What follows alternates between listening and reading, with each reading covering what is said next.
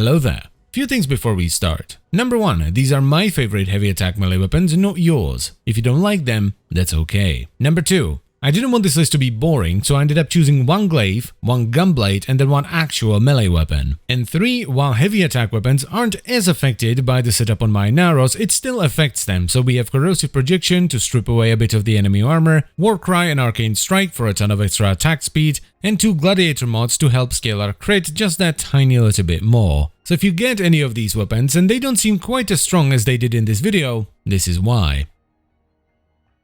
The first weapon is perhaps the most obvious one to put in here. It's the one glaive that does slashing better than pretty much any other weapon in the game.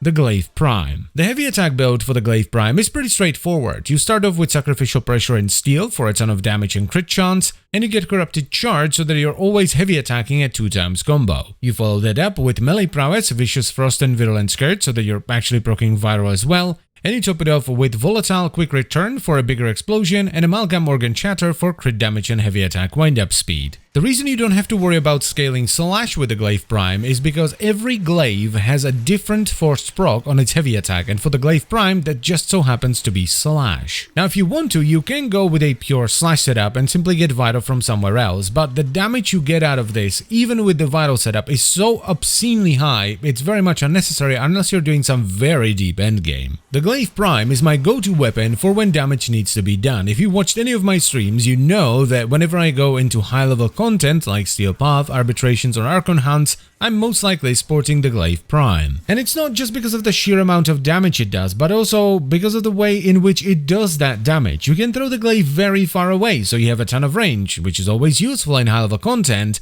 and also, the heavy attack explosion is huge! You can easily blow up an entire room full of enemies if you time it right. And you can do all of this on zero forma.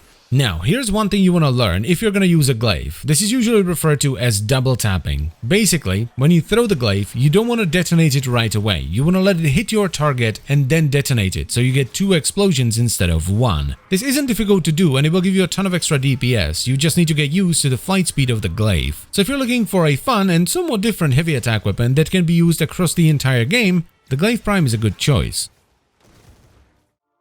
Next up we have the Gunblade. This was a difficult choice, but in the end I landed on the Stropha. The build here is kind of different to a lot of other heavy attack weapons because we're not using damage over time. This is a straight up one-shot build. So we run Sacrificial Mods for damage and crit, Killing Blow for heavy attack damage and wind-up speed, Organ Chatter for crit damage, Corrupt Charge so that we're heavy attacking at 2x combo, and we top it all off with 3 elemental mods so we have as much damage as possible. Now when I say a one-shot build, I mean a one-shot build. The Stropha with this setup will one-shot the vast majority of enemies the game can throw at you. And it feels absolutely bloody fantastic. This is one of the most fun melee setups that I can think of. However, it unsurprisingly doesn't scale as well as the damage over time setups. So unfortunately, if you take it into Steel Path, a lot of the enemies will take 2 shots instead of 1. Boo-hoo. But it also comes with its upsides. Most bosses are just gonna get straight up one-banged by this, and it absolutely wrecks Acolytes. So if your setup struggles with Acolytes, you might want to give this one a shot.